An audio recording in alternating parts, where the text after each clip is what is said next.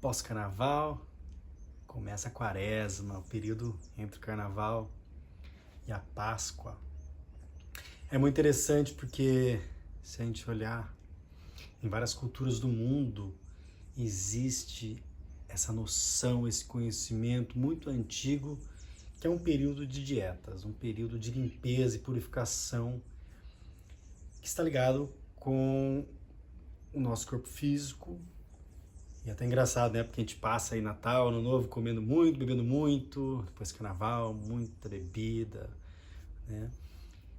E aí, antes da Páscoa, tem esse período de Quaresma, onde as pessoas fazem algum tipo de dieta. Comumente, tira-se a carne vermelha, o porco, o boi e come-se peixe. Mas muitas pessoas usam esse momento também para tirar alguns vícios, ficar 40 dias sem cigarro, 40 dias sem café, na esperança, inclusive, de parar para sempre, né? Eu conheço alguns amigos que gostam de fazer um período de limpeza mesmo, coisa espiritual, mas depois volta a beber e tal. E isso se dá em várias culturas, né? Como o Ramadã, como algumas formas de jejum. E são momentos em que o nosso corpo ele se restabelece, né? Na cultura védica tem o que eles chamam de Shanka, Prakshalama, que são as limpezas, que você faz aí aquela troca de estação, que eu até entendo que é uma forma de você preparar o corpo para a próxima estação, realmente trocar as bactérias do corpo. O mundo está em movimento, tempo e espaço. Então, cada ano tem novas coisas para vir. Então, se você fica aí acumulando esses alimentos na nossa barriga, e há quem diga que fica aí décadas, né? Talvez a vida inteira, se você nunca limpar, as bactérias nunca mudam. Então, isso seria um agravante no caso das doenças. E pelo que eu entendo aí, pelo meu estudo, que é muito pouco, né? Comparado ao que os indígenas sabem, mas existe essa cultura muito forte nas culturas indígenas, das dietas, que muitas vezes estão ligadas a um caminho espiritual, uma busca espiritual para você obter mais conhecimento, entre outras coisas, né, alguma forma de poder espiritual, mas também para curar doenças. Então existe esse conhecimento da purificação do nosso corpo para acabar com as doenças, para evoluir espiritualmente, para obter conhecimento, para se purificar, né? E isso é muito poderoso. E a nossa cultura, até um tempo atrás, havia perdido totalmente, né, esse conhecimento, porque a gente estava aí vivendo na base de passatempo e miojo.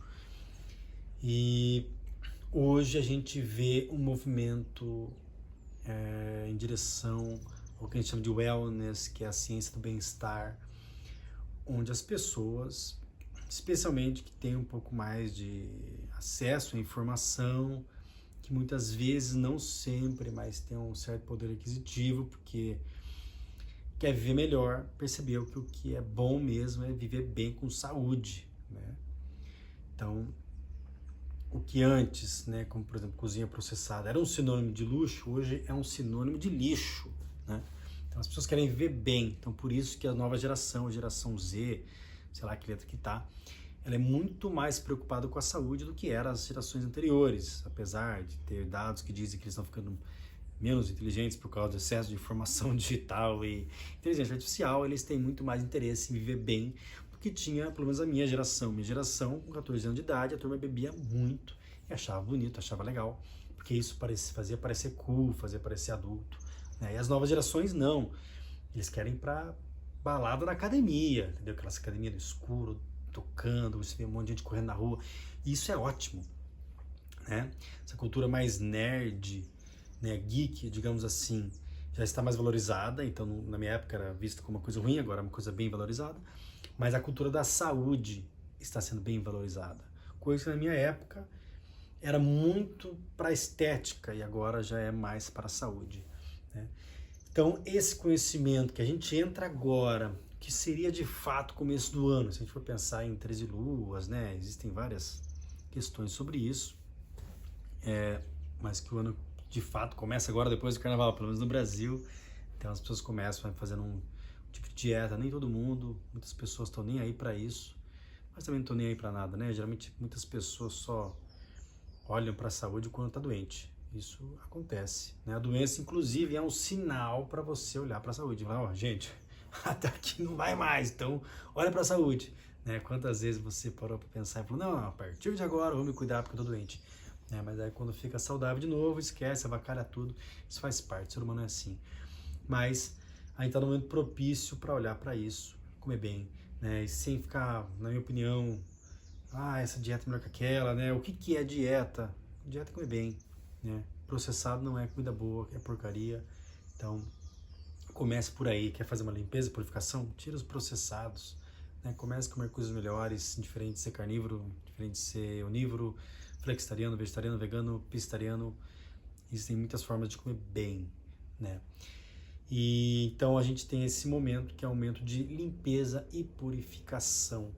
Momento para a gente também projetar, porque se você coloca a sua intenção alinhada com o seu corpo numa dieta, você consegue praticamente qualquer coisa que seja possível, obviamente, dentro da sua realidade.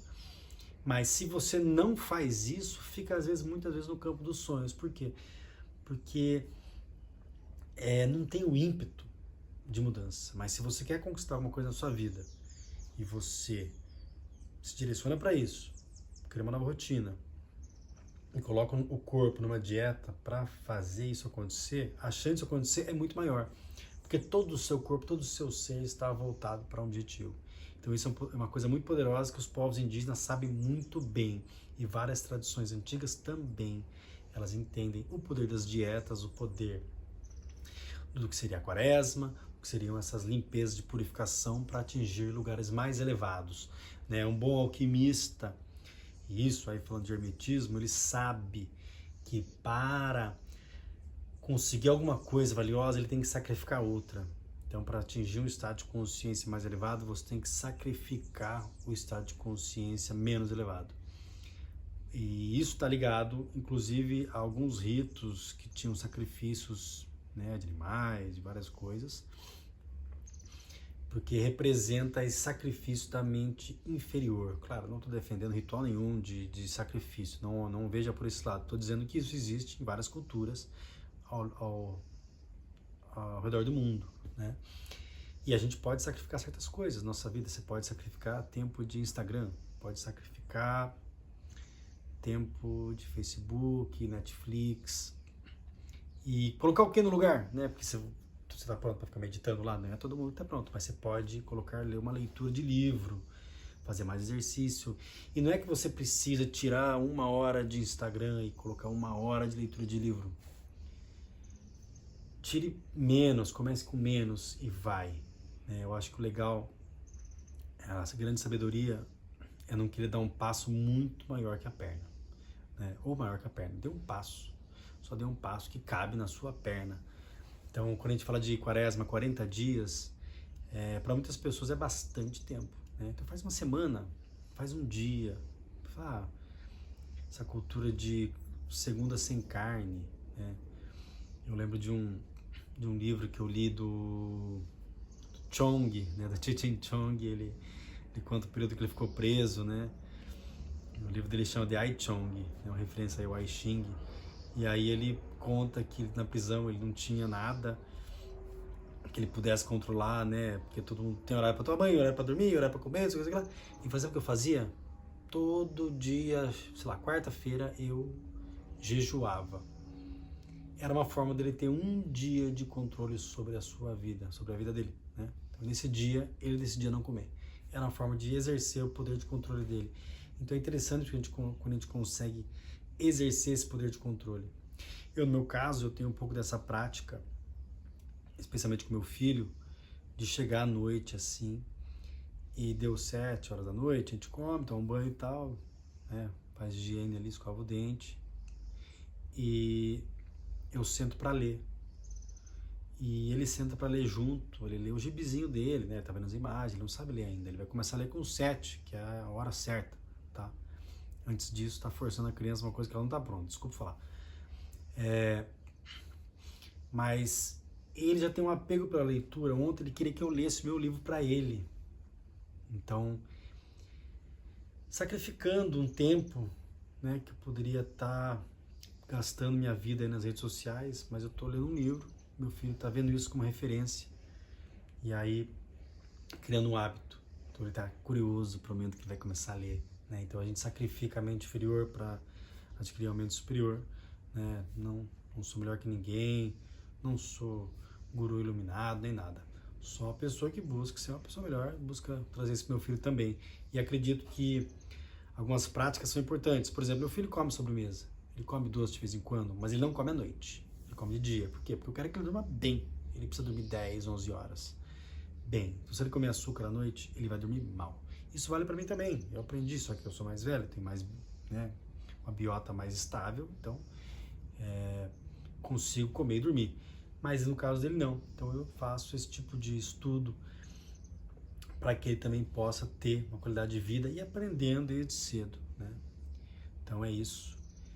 Existe muito mais a se falar sobre esse assunto, né? Não sou um grande especialista, embora eu tenha estudado um pouquinho aí com os povos indígenas, a cultura das dietas, está muito ligada às medicinas, mas é um outro assunto muito profundo que requer um certo nível de curiosidade, um certo nível de entendimento, uma abertura e também muito respeito por esses povos que têm uma ciência milenar. Gratidão, espero que você goste desse tipo de conteúdo. Aqui eu trago um pouquinho de receita, eu trago também alguns conhecimentos acerca do universo da gastronomia, que não é só comer, cozinha é medicina, cozinha é cultura, cozinha é meio ambiente, cozinha é muito saber. É por isso que eu chamo esse canal de Moquém de Taboca, que é a fogueira, a churrasqueira de bambu e o saber que se troca quando a gente senta em volta de uma churrasqueira de bambu para falar sobre a vida, para falar sobre os alimentos, né? Assim como os nossos antigos também trocavam sobre a cultura, sobre o habitat dos animais, sobre as estações, as estrelas. Então que a gente possa sempre trocar e aprender. Gratidão.